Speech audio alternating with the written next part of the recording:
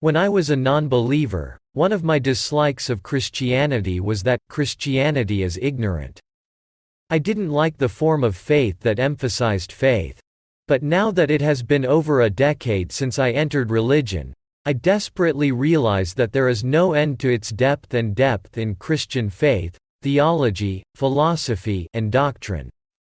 It seems to be arrogance to discuss Christian intelligence with my quiet knowledge, but I will share the little knowledge I have gained from reading with the saints.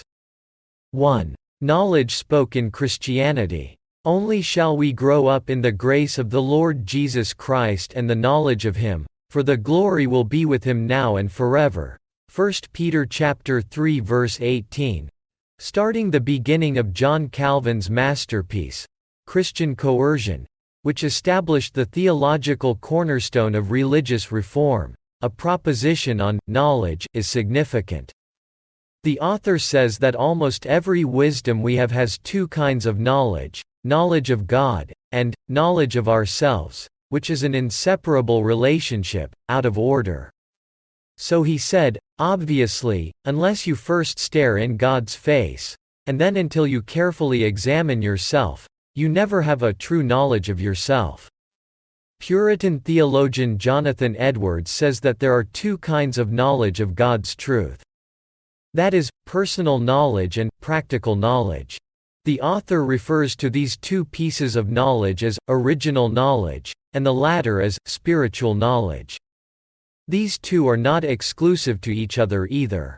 Rather, we should pursue reflective knowledge for practical or spiritual knowledge because reflective knowledge without spiritual knowledge means nothing. This aligns with what Kant said: ideas without content are empty, and intuition without concept is blind. 2. Benefit of knowledge to know God. Knowledge of God adds depth of love. There can be no love without knowledge, says Jonathan Edwards. First of all, you have to understand why it attracts the soul to love. He also says that the more practical knowledge to know the things that belong to God, the more opportunities and advantages we get to know their divine excellence and glory.